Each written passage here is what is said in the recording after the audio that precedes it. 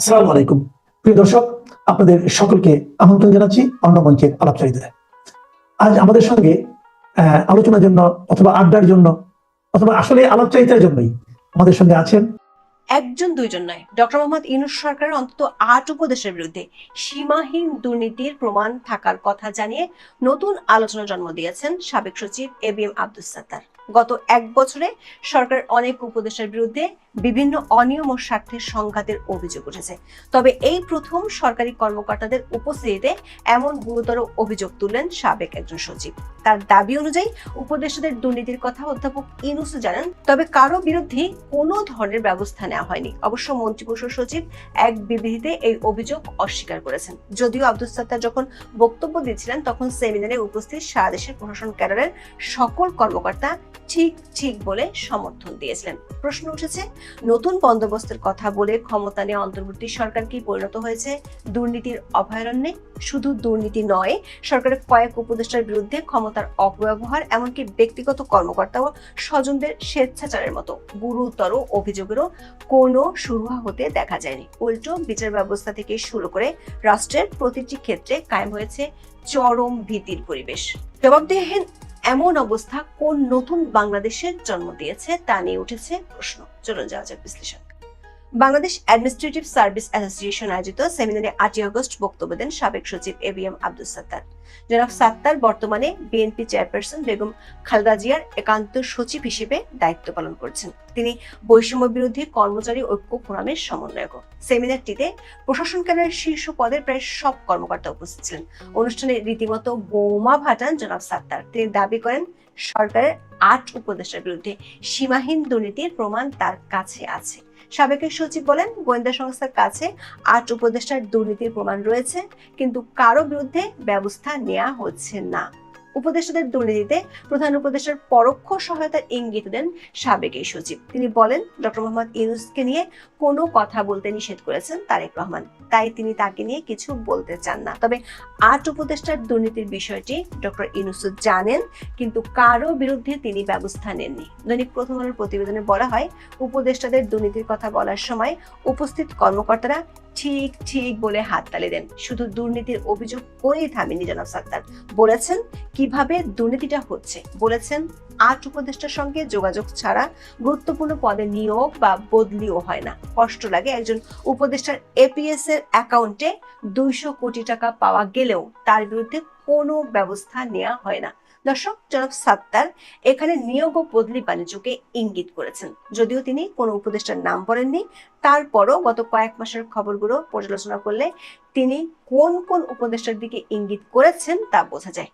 স্থানীয় সরকার উপদেষ্টা আসিফ মাহমুদ এবং স্বাস্থ্য উপদেষ্টা নূরজাহান বেগমের সাবেক ব্যক্তিগত কর্মকর্তাদের বিরুদ্ধে বিপুল আর্থিক দুর্নীতির তথ্য এসেছে সংবাদ মাধ্যমে।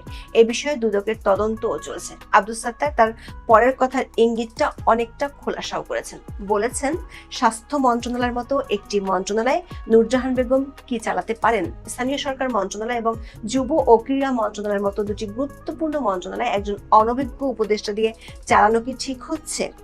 বর্তমান সরকার উপদেষ্টা পরিষদে প্রধান উপদেষ্টার বাইরে উপদেষ্টা আছেন 22 জন। আব্দুস সাত্তারের দাবি সত্যি হলে উপদেষ্টা পরিষদের প্রায় 35% ব্যাপক দুর্নীতিতে জড়িয়ে পড়েছে। অথচ সর্বোচ্চ সুশাসন ও স্বচ্ছতা নিশ্চিতের প্রতিশ্রুতি দিয়ে ক্ষমতা নিয়েছিল অন্তর্বর্তী সরকার, কিন্তু এক বছরে খোদ উপদেষ্টারাই মেতে উঠেছেন দুর্নীতির মহোৎসবে। আওয়ামী লীগ সরকারের পতনের পর গত এক বছরে দুর্নীতি উল্টো বেড়েছে বলে মন্তব্য করেন আব্দুস সাত্তার। বলেন, এক সহকারী কমিশনার একটি স্কুলের জমির নামজারিতে 30 লাখ টাকা চেয়েছেন। ঢাকার আশেপাশের একজন ইউনো একটি কারখানার লেআউট পাশ করতে 20 লাখ টাকা চেয়েছেন।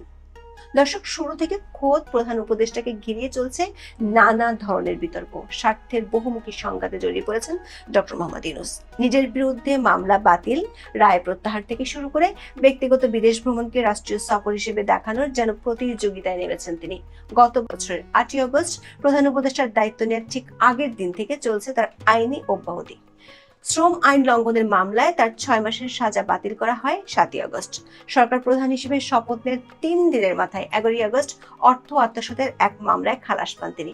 এছাড়া মোহাম্মদ ইউনূসের মালিকানাধীন গ্রামীণ কল্যাণের 666 কোটি টাকা কর দেওয়ার রায় প্রত্যাহার করে হাইকোর্ট। তবে ক্ষমতার পালাবদলের পর সেই রায় স্বপ্রণোদিতভাবে প্রত্যাহারের নজিরবিহীন ঘটনা দেখা গেছে। ডক্টর ইউনূসের বিরুদ্ধে শ্রম আদালতের 5টি ও মানহানির একটি মামলাও 24শে অক্টোবর হাইকোর্টে বাতিল হয়। মামলা থেকে প্রধান উপদেষ্টার মুক্তির পাশাপাশি কাকতালীয়ভাবে গ্রামের নামযুক্ত প্রতিষ্ঠানেও চলছে সুদিন। অন্তর্বর্তী সরকার গত কয়েক মাসের নিবন্ধন, অনুমোদন, কর ছাড় সহ অনেক ধরনের সুবিধায় ভাসছে গ্রামীণ সংশ্লিষ্ট প্রতিষ্ঠান। বিশ্ববিদ্যালয় থেকে জনশক্তি রপ্তানি কোনো সুযোগ হাতছাড়া হচ্ছে না গ্রামীণের। প্রধান উপদেষ্টা হিসেবে যেখানে সমৃদ্ধির চূড়ায় পৌঁছে যাচ্ছেন ডক্টর ইউনূস, তখন তার পরিষদেরাও নেই পিছিয়ে। উপদেষ্টা পরিষদের অনেকের বিরুদ্ধে ক্ষমতার অপব্যবহার এবং অনিয়মের অভিযোগ উঠছে নিয়মিত। এক্ষেত্রে সামনের সারিতে আছেন ছাত্র প্রতিনিধি হিসেবে সরকারে যাওয়া আসিফ মাহমুদ। ছাত্র থেকে এক লাফে অন্তর্বর্তী সরকারের প্রভাবশালী উপদেষ্টা বনে যাওয়া 1 বছর আগেও জীর্ণ পোশাকে ছিলেন মিছিলের সারিতে, অথচ তিনি এখন হয়ে উঠেছেন ব্র্যান্ডেড ফ্যাশন আইকন। ক্ষমতার চেয়ারে বসার প্রথম দিন দুর্নীতি সিস্টেম বদলে দেওয়ার ঘোষণা দিয়েছিলেন তিনি। তবে মাত্র 4 মাসের মধ্যে হেলিকপ্টারে চড়ে তার কম্বল বিতরণের বিলাস ব্যাপক সমালোচনার জন্ম দেয়। রাতারাতি তিনি পরিচিতি পান হেলিকপ্টার উপদেষ্টা হিসেবে। ডিসেম্বর উত্তরবঙ্গে 200 টাকা দামের কম্বল বিতরণের নামে মাত্র 6 দিনে 28 বার হেলিকপ্টারে চড়ার রেকর্ড করেন আসিফ। গত 1 বছরে আসিফের কথা ও কাজের মধ্যে ফারাকের বহু ঘটনা আমরা দেখেছি। গত বছরের 17 নভেম্বর প্রকল্প বাস্তবায়নের ক্ষেত্রে সব ধরনের দুর্নীতি ও স্বজনপ্রীতি বন্ধ করতে কর্মকর্তাদের নির্দেশ দেন স্থানীয় সরকার উপদেষ্টা। এর 5 মাস পরে খবর বের হয় তার বাবা বিল্লাল হোসেন কুমিল্লা এলজিডির ঠিকাদারি লাইসেন্স নিয়েছেন। বিষয়টি নিয়ে ব্যাপক সমালোচনার মুখে আসিফ দাবি করেন তার বাবা সরল বিশ্বাসে ভুল করেছেন। ঘটনার জন্য সামাজিক মাধ্যমে ক্ষমাও চান তিনি। তবে বাস্তবতা হলো বিতর্কের মুখে বাবার লাইসেন্স বাতিল করলেও এলাকায় প্রতাপ কমেনি আসিফের পরিবারের। ব্যাপক দুর্নীতির অভিযোগে তার নিজ এলাকাতে চলছে বিক্ষোভ। গত জুনের শেষে মুরাদনগরে এ ধরনের একটি বিক্ষোভ থেকে অভিযোগ করা হয় উপদেষ্টা পদ পাওয়ার পর থেকে আসিফ মাহমুদের পরিবার ও ঘনিষ্ঠজনরা শত শত কোটি টাকার দুর্নীতি করেছেন। অন্যদিকে আসিফের পিএস মোয়াজ্জেম হোসেনের বিরুদ্ধেও দুর্নীতির মাধ্যমে প্রায় 400 কোটি টাকা আয়ের অভিযোগ রয়েছে। মোয়াজ্জেমকে অব্যাহতি দেওয়ার পর তার বিরুদ্ধে তদন্ত চলছে দুদকে। আসিফের বাবা শুধু দুর্নীতি বা দখলের সঙ্গে জড়িত নন, হত্যা, নির্যাতনের মতো গুরুতর অনেক অপরাধের সঙ্গে সংশ্লিষ্টতার অভিযোগ রয়েছে। এলাকার মানুষকে ভয়ভীতি ও হুমকি দিয়ে এলাকা ছাড়া করার অভিযোগ এসেছে সংবাদ মাধ্যমে। এমনকি হত্যায় জড়িতদের প্রশ্রয় দেওয়ার অভিযোগ উঠলেও কোনো ব্যবস্থা নেওয়া হয়নি তার বিরুদ্ধে। আবার ডক্টর ইউনূসের ঘনিষ্ঠ কোটায় উপদেষ্টা পরিষদে জায়গা পাওয়া নূরজাহান বেগম রীতিমতো এক রহস্যময় চরিত্রে পরিণত হয়েছেন। স্বাস্থ্য মন্ত্রণালয়ের মতো একটি গুরুত্বপূর্ণ মন্ত্রণালয়ে তিনি কি কাজ করছেন সে বিষয়ে পরিষ্কার তথ্য নেই কারো কাছে। নূরজাহান বেগমের বিরুদ্ধে সম্প্রতি কড়া বক্তব্য দেন কিংস পার্টির নেতা হাসনাত আব্দুল্লাহ। তার অভিযোগ, অধ্যাপক ইউনূসের স্বজনপ্রীতির সবচেয়ে বড় উদাহরণ হলেন এই স্বাস্থ্য উপদেষ্টা। তবে এরপর 2 সপ্তাহের বেশি সময় কেটে গেছে, তবে কোনো হেলদোল নেই নূরজাহান বেগমের।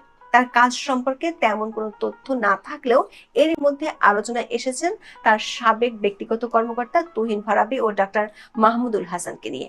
অভিযোগ উঠেছে তারা তদবির বাণিজ্যের মাধ্যমে শত শত কোটি টাকা হাতিয়ে নিয়েছেন।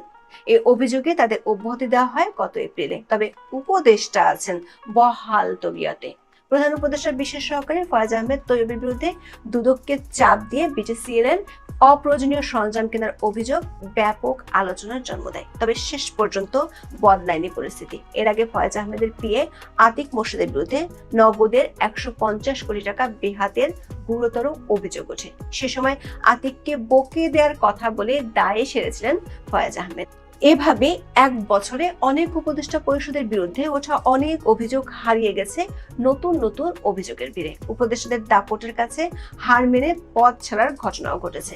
শিল্পকলার মহাপরিচালকের পদে থাকতে পারেনি সৈয়দ জামিল আহমেদ। এরপর থেকে শিল্পকলা একাডেমি অঘোষিতভাবে চলে গেছে সংস্কৃতি মন্ত্রণালয়ের জিম্মায়। ডক্টর ইউনূসের অন্তর্বর্তী সরকার এভাবেই প্রমাণ করে চলছে তারা পরোয়াহীন বলেই গত সেপ্টেম্বরে ঘোষণা দেওয়ার পরও এখনো সম্পদের হিসেব দেয়নি কোনো উপদেষ্টা।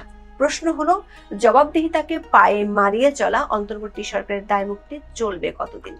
এখন এ পর্যন্ত। সবাই ভালো থাকুন, সুস্থ থাকুন, নিরাপদে থাকুন। দেখা হবে